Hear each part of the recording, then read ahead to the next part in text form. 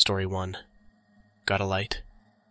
Back in 2007, I was making a long drive out from northern Utah into Steamboat Springs, Colorado for some business. It was a decent drive, and I got a late start. While en route, my old college buddy Rick gave me a call. We hadn't talked in a while, so it was the perfect time to catch up. We chatted up a bit, and during the call, he mentioned that I'd be driving pretty close to Skinwalker Ranch, a place notorious for paranormal happenings. I shrugged it off, chuckling at his attempt to rattle me up with ghost stories and legends. I didn't believe in such things, and I wasn't the type to get spooked easily. After a good laugh, I let him go and reached down for a cigarette. I had one left and a long drive still ahead, so I decided to restock and refuel. It was dark by the time I pulled into this small gas station. I refueled and walked inside to grab a snack and some cigarettes. Inside, I found myself alone with the clerk, a middle-aged guy with a friendly enough smile. "How's it going?" the guy said. "Good, you?" I said back. With a slight chuckle, the man replied, "Couldn't be better." I grabbed a bag of chips and a drink and walked over to the counter. "Let me grab a pack of Marlboro Lights," I said. "Sure thing," the clerk said as he turned around to grab them. As he was doing so, the conversation I had just had with Rick about Skinwalker Ranch was still on my mind. On a whim, I decided to ask the clerk about it. After all, I assumed he was a local and probably had some stories. "Hey, I'm not from around here. What's up with this Skinwalker Ranch?" I said to him. As the man turned around, his light-hearted demeanor changed instantly. He looked at me sternly, his eyes wide, and he slowly shook his head from side to side. It was an unspoken look that conveyed a clear message. We don't talk about that here. The mood in the atmosphere changed so quickly. Not knowing what else to do, I stuttered, well, all right, man, have a good night," as I grabbed my things. The clerk said nothing, but again, his expression conveyed another message loud and clear. "You've been warned." As I headed back to my car, a man emerged from out of nowhere. His appearance was sickly, his clothes ragged and dirty, clinging to a skinny frame. This guy was the definition of creepy. "Hey man, you got a cig?" he asked. I hesitated for a moment, but then obliged, more out of a desire to avoid trouble than any real generosity, to be honest. "Got a light?" he asked. "Yeah, sure," I said back. I looked down as I reached into my pocket, trying not to fumble everything in my hands. Between separating the lighter from my keys and some loose change in my tight pockets, it became more of a task than it should have been. When I finally got a grip on the lighter and looked up, what I saw caught me completely off guard. I saw the end of this creepy man's cigarette already glowing, smoke curling up into the night air. How in the world had he managed that? I looked down for 5 seconds. I didn't hear a flick of a lighter or anything.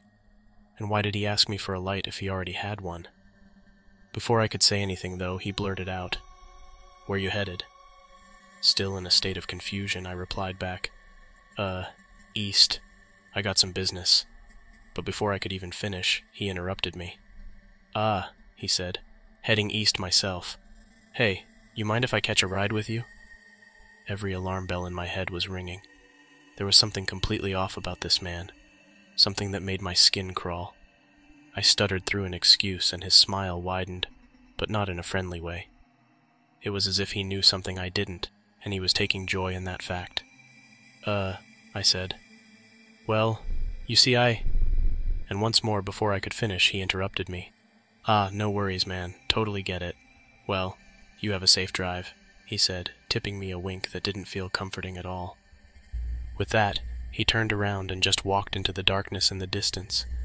I jumped into my car and got the hell out of there, eager to put some distance between us.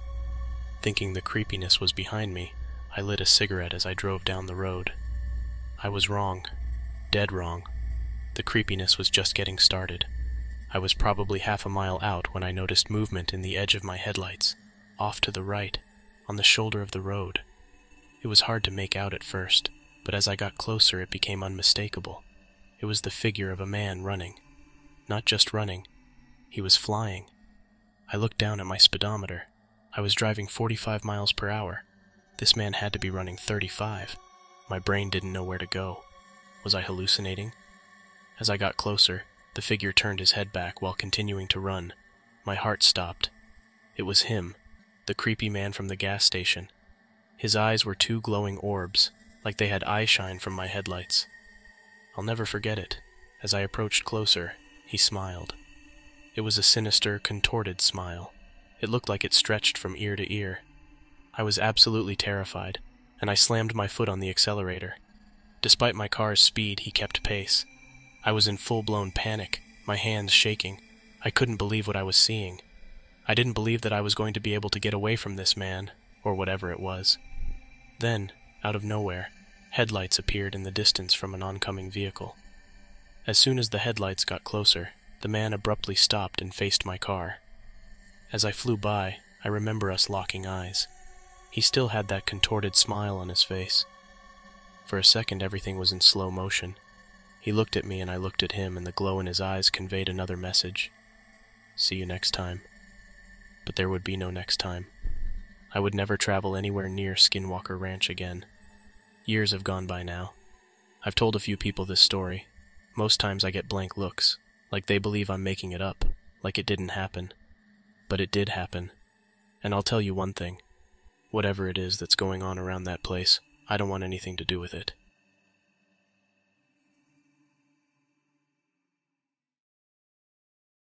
Story 2. Science Can't Explain. Growing up, I had always been somewhat of a skeptic. Ghosts, aliens, cryptids, they all seemed like tall tales to me. But having freshly graduated with a degree in astrophysics and landing a research job, I found myself obsessed with the unexplained wonders of our universe. That's what led me to the infamous Skinwalker Ranch in Utah. I had heard stories about the ranch, stories of bizarre creatures, unexplained lights in the sky, and other paranormal phenomena. Most of my colleagues laughed it off, but something about the ranch intrigued me.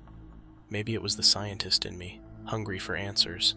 So when I was given some time off, I decided to take a trip to the area, not exactly to the ranch itself, but close enough to observe. I camped in a spot that gave me a clear view of the sky above the ranch. The first night was uneventful. Clear skies, stars shining bright, but nothing out of the ordinary. On the second night, however, things got really weird, and terrifying too, if I'm being honest. As I was gazing up at the sky, I noticed 3 lights, moving erratically, unlike any aircraft I knew. The lights danced around, forming patterns, merging into one, and then splitting up again. I quickly turned on my camera and started recording. Suddenly, a deep humming sound filled the air. It vibrated in my bones, making me feel uneasy. I tried to locate the source of the sound, but it seemed to be coming from everywhere. The 3 lights in the sky began pulsating, growing brighter with each pulse. I tried to focus my equipment on the lights, but everything started to malfunction. My camera screen went fuzzy, and I couldn't get my telescope to focus right. As all of this was happening, the humming kept growing louder, and an overwhelming sense of dread came over me. Deciding that I had better get out while I could, I quickly began packing up my gear. As I was doing so, I caught a glimpse of a figure on the edge of the ranch. I'll never be able to place exactly what it was, but it was no man. It was tall and humanoid, but with elongated arms and legs. Its eyes were hollow, like they weren't even there. Just deep black voids where there should have been eyes. I froze in place, my heart racing. The figure seemed to be observing me, its head tilting slightly. I was shaking uncontrollably as I reached into my bag for my flashlight. When I turned on my light and pointed it in the direction of the figure, it was gone. I didn't know what was more terrifying, having actually seen the creature, or not knowing where it was now.